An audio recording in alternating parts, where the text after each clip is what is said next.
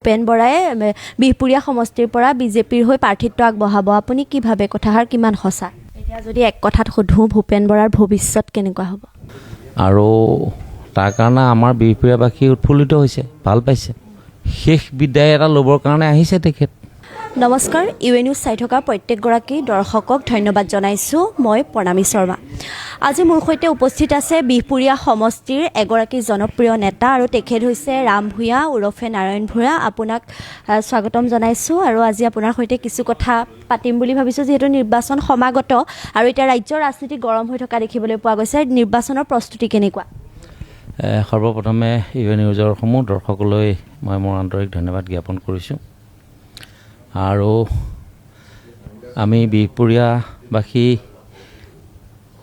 আমি ৰাজনৈতিকভাৱে আমাৰ আহি থকা যুদ্ধখনত আমি যুদ্ধ কৰিবৰ কাৰণে আমি সম্পূৰ্ণৰূপে প্ৰস্তুত হৈছোঁ আপুনি এতিয়া বিহপুৰীয়া সমষ্টিত সকলোৰে মুখে মুখে আপোনাৰ নাম আপুনি এতিয়া কেনেধৰণৰ সঁহাৰি পাইছে আপুনি কিমান শতাংশ আশাবাদী জন্মগতভাৱে কংগ্ৰেছ কৰ্মী হিচাপে দলটোৰ লগত গোটেই জীৱনটো থকাৰ পাছত কংগ্ৰেছ কৰ্মীসকলৰ একেবাৰে মনৰ ভিতৰত যিহেতু আমি আছোঁ তাৰ কাৰণে বিহপুৰীয়াত আমি আমাৰ দলীয় টিকেটৰ কাৰণে আমি আবেদন কৰিছোঁ বাকী গোটেই কথাখিনি দলে বিবেচনা কৰিব আমাৰ একেবাৰে তলৰ পৰ্যায়ত আমি জিকিব পৰা যিজন নেতা যিজন আমাৰ দাবীদাৰ সেইজনক দলে বিবেচনা কৰি প্ৰাৰ্থিত্ব দিব আৰু তাৰ পাছত যেই পাব তাৰ লগত আমি যুঁজি বিহপুৰীয়া সমষ্টি আমি কংগ্ৰেছ দলক আমাৰ সন্মানীয় গৌৰৱ গগৈ ডাঙৰীয়াৰ হাতত গতাই দিব লাগে এইটোৱে আমাৰ একদম মূল কথা এতিয়া যিহেতু ভূপেন বৰাক লৈ ৰাজ্যৰ ৰাজনীতি এতিয়া ৰাজনীতিৰ যিজাক বতাহ গৰম হৈ থকা দেখা পোৱা গৈছে ভূপেন বৰাই আচলতে শেষৰ সময়ত এতিয়া এইটো সিদ্ধান্ত ল'লে তেওঁ সিদ্ধান্ত সলনি কৰি এতিয়া বিজেপিত যোগদান কৰিব 22 তাৰিখে আপুনি এটা অৰ্থত যদি ক'বলৈ যায় কি ক'ব ভূপেন বৰাৰ বিষয়ে এইটো ব্যক্তিগত সিদ্ধান্ত আৰু এইটো ব্যক্তি স্বাৰ্থ সিদ্ধান্ত এইটোৰ লগত অসমৰ ৰাইজৰ সম্পৰ্ক নাই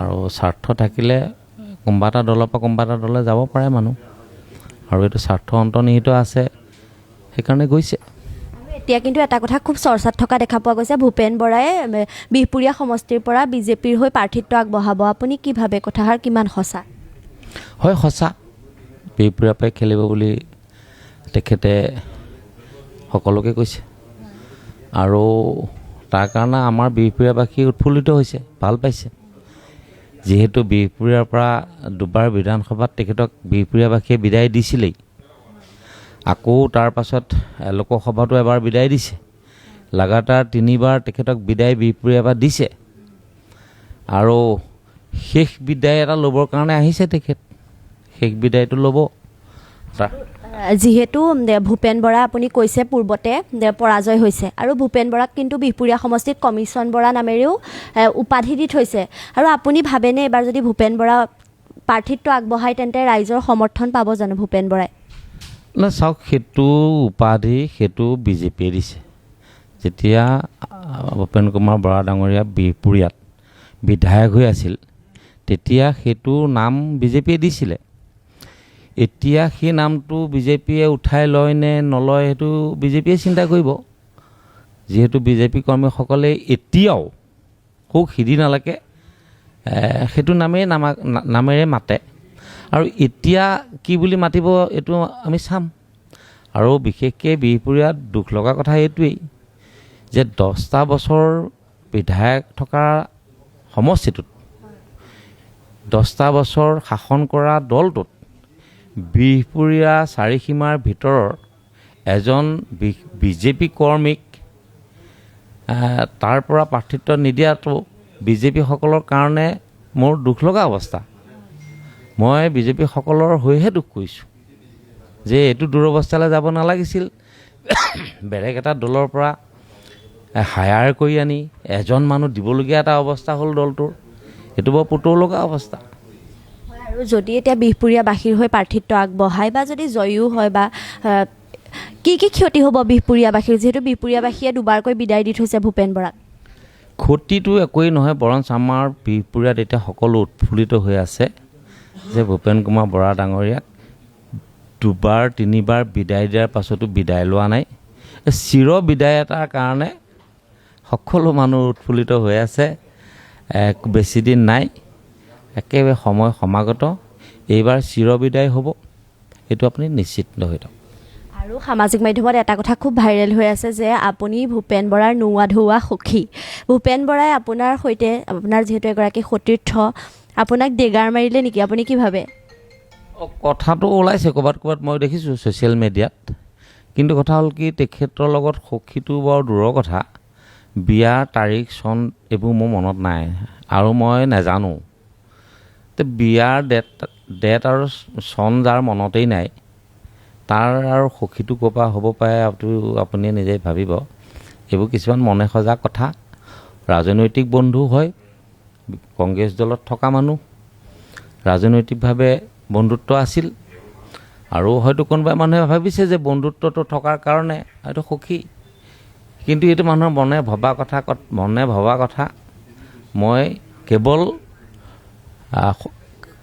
সিদিনালৈকে তেখেতৰ লগত মই অকল ৰাজনৈতিক বন্ধু হিচাপে আছিলোঁ, আৰু যেতিয়াই আৰু এইকাৰণে আছিলোঁ, দলটোৰ সভাপতি আছিলে, নিৰ্বাচন কমিটিৰ অধ্যক্ষ আছিলে, আৰু আমাৰ উত্তৰ পাৰৰ এজন লিডাৰ আছিলে, আৰু আমাৰ বিহপুৰীয়াত দুবাৰ বিধায়ক আছিলে। সেই সূত্ৰে আমি বন্ধুত্বটো আমাৰ আছিল। দলটোতে যেতিয়া নাই, আৰু তাৰপাছত আৰু বন্ধুত্বৰ কথা কি থাকিব পাৰে আৰু যিহেতু আপুনি কিবা ইংগিত পাইছিল নেকি ভূপেন বৰা বিজেপিলৈ যাব বা আন কিবা? যিহেতু সিদিনাখন যেতিয়া গৈছিলে গৌৰৱ গগৈ লখিমপুৰলৈ, তেতিয়াও জড়িত হৈ আছে ভূপেন বৰাই, ভালদৰেই কামখিনি কৰিছে, হঠাতে এনে এটা সিদ্ধান্ত ল'লে, আপুনি কি ক'ব? মইতো বহুত দূৰৰ কথা, কাৰণ মই বিহপুৰীয়া, তেখেত ৰঙানদী, মইতো বহুত দূৰৰ কথা। তেওঁ গাতে লাগি থকা, তেওঁ 24 ঘণ্টা ছাঁতে থকা মানুহকেইজনো গম নাপালে। তেওঁৰ লগত 24 ঘণ্টা থকা মানুহ, সেই মানুহজনে যিদিনাখন তেওঁ বিজেপিলৈ গৈছে, সেইদিনাখন ৰাতি 11টা বজাত চিঞৰি কান্দি মোৰ ওচৰ পাইছে, একেবাৰে ছাঁটোৰ লগত থকা। আৰু মই কৈছোঁ, সিদ্ধান্ত তোমাৰ, আৰু কোনোবা মানুহৰ লগত যাবা নাযাবা তুমি চিন্তা কৰিবা। আৰু ভূপেন বৰাৰ বিৰুদ্ধে যিহেতু সেইদিনা অভিযোগ উত্থাপিত হৈছিলে, এগৰাকী মহিলাৰ গাত হাত দিয়া, এনেধৰণৰ কথা ওলাইছিলে। এতিয়া যিহেতু বিজেপিত জইন কৰিলে, সেই কথাখিনি বিজেপিয়ে লুকুৱাই দিব বুলি আপুনি ভাবে নেকি? চাওক, মই সেইটো পৰ্যায়ৰ কংগ্ৰেছৰ লিডাৰ নহয়, মই সীমান্ত পৰ্যায়লৈকে ক'ব নোৱাৰোঁ। মই কেৱল মোৰ কথাকেইটা ক'ব পাৰোঁ, আৰু মই মোৰ বিহপুৰীয়াৰ কথা ক'ব পাৰোঁ, মানুহৰ বিহপুৰীয়াৰ কংগ্ৰেছ কৰ্মীসকলৰ মনৰ কথা ক'ব পাৰোঁ, আৰু বিহপুৰীয়াৰ সমূহ জনগণৰ কথা ক'ব পাৰোঁ, আৰু বিহপুৰীয়া বৰ্তমান অভাৱগ্ৰস্ত বিহপুৰীয়াৰ কথা ক'ব পাৰোঁ, হতাশগ্ৰস্ত যুৱক যুৱতীৰ কথা ক'ব পাৰোঁ, আৰু সাধাৰণ বেমাৰ এটাৰ কাৰণে যিঘৰ মানুহে ঘৰৰ পৰা ডাক্তৰ তালে নিজৰ পৰিয়ালৰ নিজৰ মানুহজন যেতিয়া হস্পিটেললৈ নিব নোৱাৰা হৈ আছে, মই সেইজন মানুহৰ কথা ক'ব পাৰোঁ, হতাশ হৈ থকা যুৱকসকলৰ মনৰ কথা ক'ব পাৰোঁ। কিন্তু বাকী মই বৰ বিশেষ ক'ব নোৱাৰোঁ, মই সামগ্ৰিক বিহপুৰীয়াৰ কথা ক'ব পাৰোঁ। মই আপোনাক সেইখিনিয়ে কৈছোঁ। আৰু মুখ্যমন্ত্ৰীগৰাকীয়ে যিহেতু প্ৰায় কৈ থাকে যে কংগ্ৰেছৰ ভিতৰচৰাত যি ঘটি আছে সেয়া মই গম পাওঁ, আচলতে কোনোবাই খবৰ দিয়ে, তেনেধৰণৰ ইংগিত দিয়ে সংবাদ মাধ্যমৰ আগত। ভূপেন বৰাইও কিবা জড়িত আছিল নেকি, আপুনি কি ভাবে বিজেপিৰ এজেণ্ট হিচাপে? আমাৰ সন্মানীয়, আমাৰ সকলোৰে পূজনীয়, আমাৰ সকলোৰে আদৰৰ, আমাৰ বিৰোধী দলৰ উপদলপতি, আমাৰ সকলোৰে শ্ৰদ্ধাৰ অসম প্ৰদেশ কংগ্ৰেছ কমিটিৰ সন্মানীয় সভাপতি গৌৰৱ গগৈ ডাঙৰীয়াই অকণমান সময় আগত প্ৰেছ মিট কৰি সকলো কথা দুট কা দুট, পানী কা পানী কৈ দিছে। তাৰ পাছত আৰু আমাৰ ক'ব লগা আছে বুলি ভবা নাই। এতিয়া যদি এক কথাত সোধোঁ, ভূপেন বৰাৰ ভৱিষ্যত কেনেকুৱা হ'ব? শূন্য, আৰু শূন্যলৈকে গৈ আছে।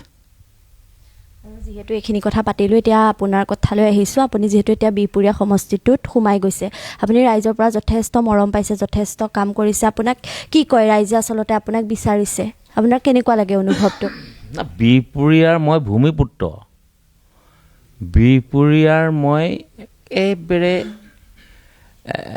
থলগিৰি, আৰু তাৰ পাছত বিহপুৰীয়াৰ প্ৰত্যেক ঘৰ মানুহৰ লগত মোৰ প্ৰত্যেকটো বিষয়ৰ ওপৰত অধ্যয়ন আৰু সম্বন্ধ আছে, আধ্যাত্মিক সম্বন্ধ আছে, মোৰ কৃষি সাংস্কৃতিকভাৱে মোৰ সম্বন্ধ আছে, অৰ্থনৈতিক সম্বন্ধ আছে, সেইখন গাঁৱৰ মোৰ নামঘৰটোৰ লগত সম্বন্ধ আছে, সেইখন গাঁৱৰ শিৱ মন্দিৰৰ লগত মোৰ সম্বন্ধ আছে, আৰু সেইখন গাঁৱত এই চৰকাৰৰ দিনত দিক বিদিক হেৰুৱা দিনত আন্ধাৰ দেখা শিক্ষিত যুৱক যুৱতীসকলৰ মনৰ ভিতৰৰ হতাশাটোৰ লগত মোৰ সম্বন্ধ আছে, আৰু সেই সম্বন্ধই বিহপুৰীয়াত মই অতি আপোন মানুহ। এতিয়া বিহপুৰীয়াৰ যিগৰাকী বিধায়ক আছে সেই বিধায়কগৰাকীক লৈ এতিয়া অসন্তুষ্ট হৈ পৰিছে নেকি বিহপুৰীয়াবাসী, তেওঁৰ যিসমূহ কাম কাজ? নহয়, দেখি আছোঁ উন্নয়নটো হৈছে, অৰুণোদয় আঁচনি সকলোৱে সমভাৱে পাই আছে, আৰু মই অন্য ক'বলৈ নাযাওঁ, যিহেতু বিহপুৰীয়াৰ সন্তান নহয়, আৰু যিখিনি সৰু সুৰা দুই এটা ভুল তেখেতৰ হৈছে সেইটো হোৱাটো স্বাভাৱিক, যিহেতু বিহপুৰীয়াৰ সন্তান যিহেতু নহয়। চিচি বৰগাঁৱৰ পৰা বিহপুৰীয়ালৈ অহাৰ পাছত বিহপুৰীয়া মানুহৰ আৱেগ, বিহপুৰীয়া মানুহৰ আধ্যাত্মিক চিন্তা চৰ্চা, আৰু বিহপুৰীয়া মানুহৰ গ্ৰাম্য জগতৰ যিটো সামাজিক ব্যৱস্থা, এই গোটেই কথাখিনিৰ লগত তেখেতৰ সম্বন্ধটো আচলতে নাই, আৰু সম্বন্ধটো নথকাৰ কাৰণে আমাৰ মানুহে তেখেতৰ পৰা বহুখিনি দুখ পাইছে।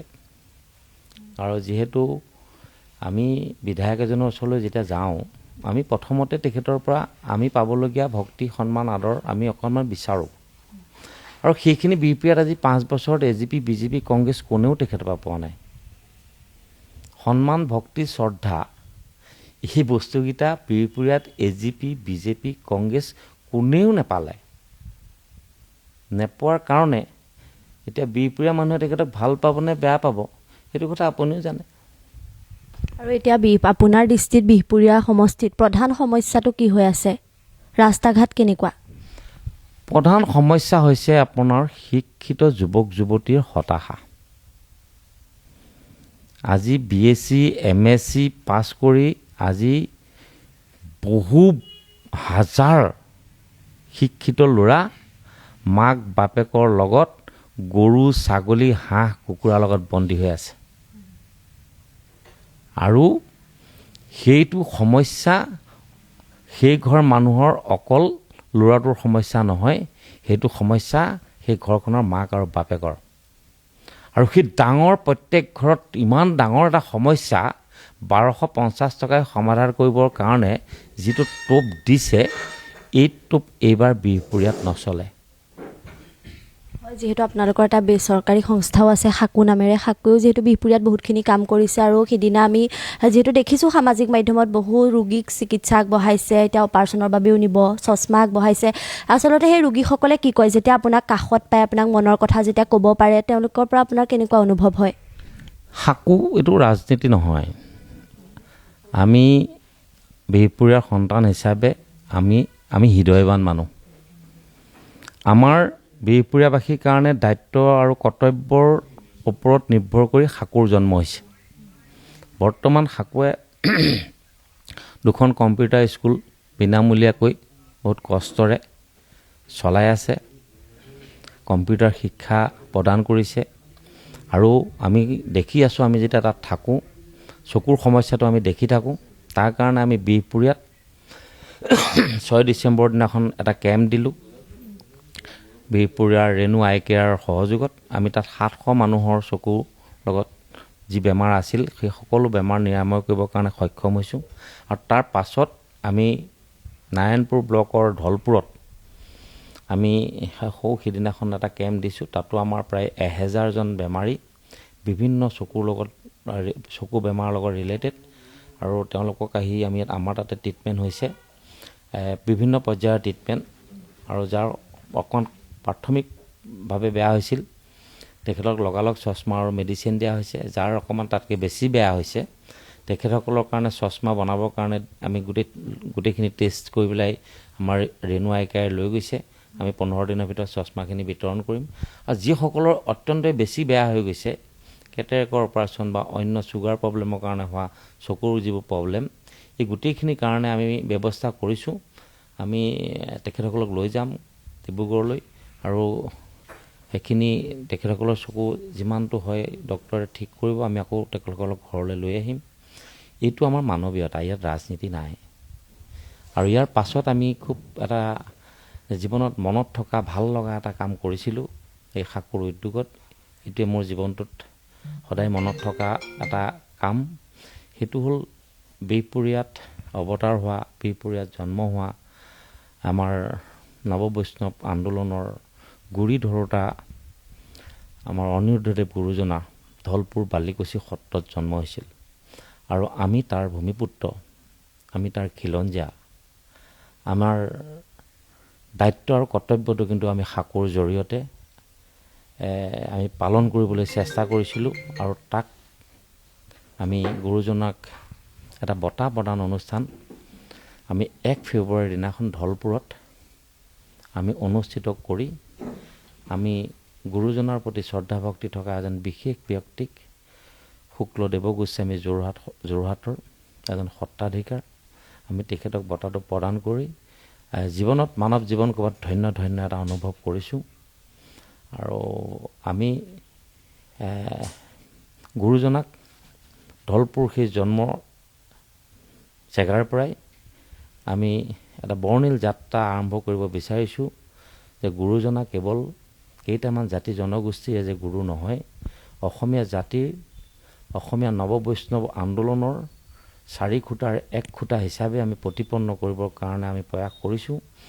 আৰু আমাৰ যিটো বঁটা আমি প্ৰদান কৰিলোঁ, এই বঁটা যেতিয়ালৈকে চৰকাৰীকৰণ নহ'ব, চৰকাৰে যেতিয়ালৈকে এই বঁটা নল'ব, আমি আমাৰ সাঁকোৰ তৰফৰ পৰা এই বঁটা প্ৰতি বছৰে দি যোৱাৰ কাৰণেও আমি বদ্ধপৰিকৰ হৈছোঁ। এইটো আমাৰ জীৱনত সকলোতকৈ ভাল লগা আৰু সকলোতকৈ আমাৰ মনত আনন্দ দিয়া কাম এটা আমি আৰম্ভ কৰিছোঁ। হয়, আপোনাক ধন্যবাদ জনাইছোঁ। আপুনি সদায় এনেদৰে ৰাইজৰ হৈ কাম কৰি যাওক, সমাজ সেৱা কৰি যাওক, লগতে আপুনি বিহপুৰীয়া সমষ্টিটোৰ উন্নয়নৰ কথা সদায় চিন্তা কৰি যাওক। ধন্যবাদ।